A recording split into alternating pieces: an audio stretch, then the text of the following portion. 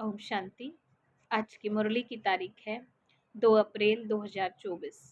बाबा कहते हैं, मीठे बच्चे, और संग तोड़ एक संग जोड़ो। भाई भाई की दृष्टि से देखो तो देह नहीं देखेंगे, दृष्टि बिगड़ेगी नहीं, वाणी में ताकत रहेगी। आज का प्रश्न है बाबा का, बाप बच्चों का कर्जदार है या बच्चे बाप के? बाबा का उत्तर है, तुम बच्चे तो अधिकारी हो, बाप तुम्हारा कर्जदार है। तुम बच्चे दान देते हो तो तुम्हें 1 का 100 गुना बाप को देना पड़ता है। ईश्वर अर्थ, तुम जो कुछ देते हो दूसरे जन्म में उसका रिटर्न मिलता है। तुम चावल मुट्ठी देकर विश्व का मालिक बनते हो तो तुम्हें कितना फ्राकदिल होना चाहिए। मैंने बाबा को दिया, ये ख्याल भी कभी नहीं आना चाहिए। ओम शांति। म्यूजियम प्रदर्शनी में समझाना है कि ये पुरुषोत्तम संगम युग है। समझदार तो सिर्फ तुम ही हो, तो सबको कितना समझाना पड़ता है कि ये पुरुषोत्तम संगम युग है। सबसे जास्ती सर्विस स्थान है म्यूजियम, वहाँ बहुत आते हैं। अच्छे सर्विसेबल बच्चे कम हैं। सर्विस स्टेशन पर सेंटर्स हैं। दिल्ली में लिखा है स्पिरिचुअल म्यूजियम, इसका भी ठीक अर्थ नहीं निकलता। बहुत लोग प्रश्न पूछते हैं, तुम भारत की क्या सेवा कर रहे हो? भगवान उवाच है ना, ये है फॉरेस्ट। तुम इस समय संगम पर हो, न फॉरेस्ट के न हो गार्डन के। बाबा कहते न कलयुग के हो न सतयुग के हो, बीच के समय संगम के हो। अब गार्डन में जाने का पुरुषार्थ कर रहे हैं। तुम इस रावण राज्य को राम राज्य बना रहे हो। तुमसे प्रश्न पूछते हैं, इतना खर्चा कहाँ से आया? बोलो, हम बीके ही करते हैं। राम राज्य की स्थापना हो रही है। तुम थोड़ा रोज आकर के समझो कि हम क्या कर रहे हैं, हमारी एम ऑब्जेक्ट क्या है। वो लोग सारवंटी को मानते नहीं, इसलिए राजाओं की राजाई खत्म कर दी है। इस समय वो भी तमो प्रधान बन पड़े हैं, इसलिए अच्छे नहीं लगते। उन्हों का भी ड्रामा अनुसार दोष नहीं है। जो कुछ ड्रामा में होता है वह हम पार्ट बजाते हैं। कलब कलब बाप द्वारा स्थापना का ये पार्ट चलता है। खर्चा भी तुम बच्चे ही करते हो अपने लिए। श्रीमत पर अपना खर्चा कर अपने लिए सतयुगी राजधानी बना रहे हो और किसी को पता भी नहीं है। तुम्हारा नाम मशहूर है, अननोन वॉरियर्स। वास्तव में उस सेना में अननोन वॉरियर्स कोई होते नहीं है। सिपाही लोगों का रजिस्टर रहता है। ऐसा हो न सके जिसका नाम नंबर रजिस्टर में न हो। वास्तव में अननोन वॉरियर्स तुम बच्चे हो। तुम्हारा कोई रजिस्टर में नाम नहीं है। तुमको कोई हथियार पावर नहीं है। इसमें जिस्मानी हिंसा तो है ही नहीं।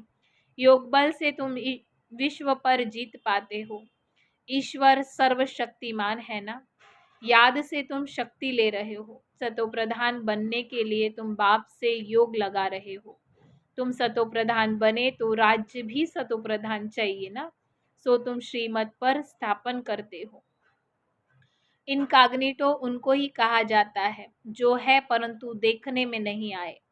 तुम शिव बाबा को भी इन आंखों से देख नहीं सकते। तुम भी गुप्त हो तो शक्ति भी तुम गुप्त ले रहे हो। तुम समझते हो हम पतित से पावन बन रहे हैं और पावन में ही शक्ति होती है। तुम सतयुग में सब पावन होंगे। उनके ही 84 जन्मों की कहानी अब बाप बतलाते हैं। तुम बाप से शक्ति ले पवित्र बन, फिर पवित्र दुनिया में राज्य भाग्य करेंगे। बाहुबल से कभी कोई विश्व पर जीत पा न सके। ये है योग बल की बात। वो लड़ते हैं, राज्य तुम्हारे हाथ में आना है। बाप सर्वशक्तिमान है तो उनसे शक्ति मिलनी चाहिए। तुम बाप को और रचना के आदि मध्य अंत को जानते हो। तुम जानते हो हम ही स्वदर्शन चक्रधारी है।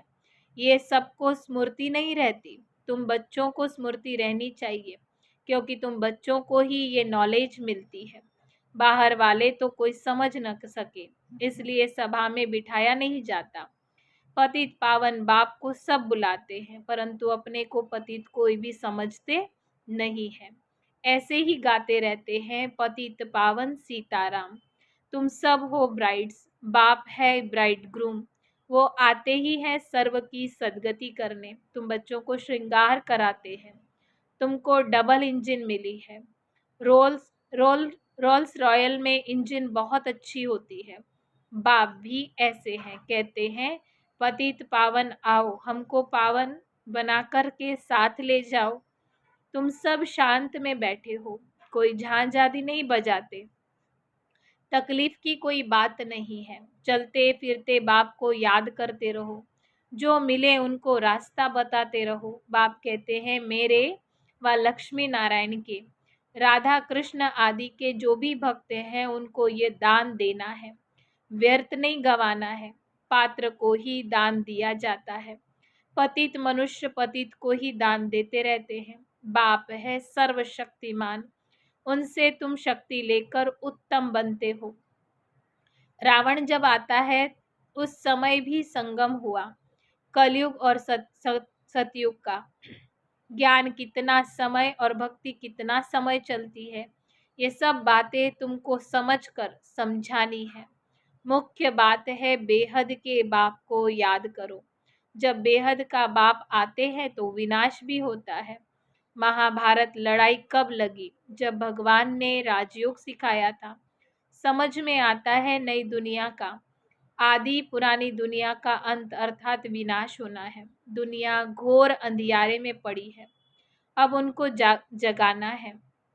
आधा कल्प से सोए पड़े बाप समझाते हैं अपने को आत्मा समझ। भाई भाई की दृष्टि से देखो तो तुम जब किसको ज्ञान देंगे तो तुम्हारी वाणी में ताकत आएगी। आत्मा ही पावन और पतित बनती है। आत्मा पावन बने तब शरीर भी पावन मिले।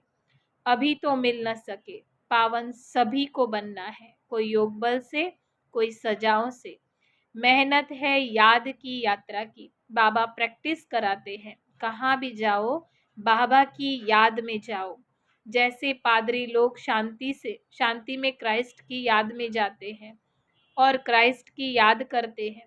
भारतवासी तो अनेकों को याद करते हैं। बाप कहते हैं एक के सिवाय और किसी को भी याद न करो। बेहद के बाप से हम मुक्ति और जीवन मुक्ति के हकदार बनते हैं। सेकंड में जीवन मुक्ति मिलती है। सेकंड में सतयुग में सब जीवन मुक्त में थे, कलयुग में सब जीवन बंद में है। ये किसको भी पता नहीं है। ये सब बातें बाप बच्चों को समझाते हैं। बच्चे फिर बाप का शो करते हैं, सब तरफ चक्कर लगाते हैं। तुम्हारा फर्ज है मनुष्य मात्र को ये पैगाम देना कि ये पुरुषोत्तम संगम युग है। बेहद का बाप बेहद का वर्षा देने आया है। बाप कहते हैं मामेकम याद करो तो विकर्म विनाश होंगे, पाप कट जाएंगे। ये है सच्ची गीता जो बाप सिखलाते हैं। मनुष्य मत से गिरे हो, भगवान की मत से तुम वर्षा ले रहे हो। मूल बात है उठते बैठते चलते फिरते बाबा को याद करते रहो और परिचय देते रहो। बैच तो तुम्हारे पास है, फ्री देने में हर्जा नहीं, परंतु पात्र देख करके देना। बाप बच्चों को उल्हना देते हैं कि तुम लौकिक बाप को याद करते हो और मुझ पारलौकिक बाप को भूल जाते हो। लज्जा नहीं आती? तुम ही पवित्र प्रवृत्ति मार्ग में गृहस्थ व्यवहार में थे, फिर अब ये बनना है। तुम हो भगवान के सौदागर। अपने अंदर देखो बुद्धि कहाँ भटकती तो नहीं है। बाप को कितना समय याद किया। बाप कहते हैं और संग तोड़ एक संग जोड़ो। भूल नहीं करनी है। ये भी समझाया है कि भाई भाई की दृष्टि से देखो, देह नहीं देखेंगे। दृष्टि बिगड़ेगी नहीं, मंजिल है ना। ये ज्ञान अभी ही तुमको मिलता है। भाई भाई तो सब कहते हैं, मनुष्य कहते भी है ब्रदरहुड, ये तो ठीक है। परमपिता परमात्मा ही हम संत परमपिता परमात्मा की हम संतान है, फिर यहाँ क्यों बैठे हैं? बाप स्वर्ग की स्थापना करते हैं, तो ऐसे ऐसे समझाते उन्नति को प्राप्त करते रहो। बाप को सर्विसेबल बच्चियां बहुत चाहिए। सेंटर्स खुलते जाते हैं, बच्चों को शौक है, समझते हैं बहुतों का कल्याण होगा, परंतु टीचर समझाने वाली भी अच्छी और महारथी चाहिए। टीचर्स भी नंबरवार है। बाबा कहते हैं जहाँ लक्ष्मी नारायण का मंदिर हो, शिव का मंदिर हो, गंगा का कंठा हो, जहाँ बहुत भीड़ हो, वहाँ सर्विस करनी चाहिए। समझाओ, भगवान कहते हैं काम महाशत्रु है। तुम श्रीमत प्रमाण सर्विस करते रहो, ये तुम्हारा ईश्वरीय परिवार है। यहाँ 7 रोज भट्टी में आकर परिवार के साथ रहते हो। तुम बच्चों को बहुत खुशी होनी चाहिए। बेहद का बाप जिससे हम पद्मा पदमपति भाग्यशाली बनते हो। दुनिया जानती ही नहीं कि भगवान भी पढ़ा सकते हैं। यहाँ तुम पढ़ते हो तो तुमको कितनी खुशी होनी चाहिए। हम ऊंचे ते ऊंच जाने के लिए अब पढ़ रहे हैं। कितना फ्राक दिल होना चाहिए। बाप के ऊपर तुम कर्ज चढ़ाते हो। ईश्वर अर्थ जो कुछ देते हो, दूसरे जन्म में इसका रिटर्न लेते हो। बाबा को तुमने सब कुछ दिया तो बाबा को भी सब कुछ देना पड़ेगा ना। मैंने बाबा को दिया, ये ख्याल कभी नहीं आना चाहिए। बहुतों के अंदर चलता है, हमने इतना दिया, हमारी खातिरी क्यों नहीं हुई। तुम चावल मुट्ठी देकर विश्व की बादशाही लेते हो। बाबा तो दाता है ना। राजाएं रॉयल होते हैं। पहले पहले मुलाकात होती है। पहले पहले जब मुलाकात होती है तो हम नजराना देते हैं। वे कभी हाथ में नहीं लेंगे, सेक्रेटरी तरफ इशारा करेंगे। तो शिव बाबा जो दाता है वो कैसे लेंगे। ये बेहद का बाप है ना, इनके आगे तुम नजराना रखते हो। परंतु बाबा तो रिटर्न में 100 गुना देंगे। तो मैंने दिया, ये ख्याल कभी नहीं आना चाहिए। हमेशा समझो हम तो लेते हैं। वहां तुम पदमपति बनेंगे। तुम प्रैक्टिकल में पद्मा पदम भाग्यशाली बनते हो। बहुत बच्चे फ्राक दिल भी है तो कई मनहूस माना कंजूस भी है। समझते ही है कि पद्मा पदमपति हम बनते हैं।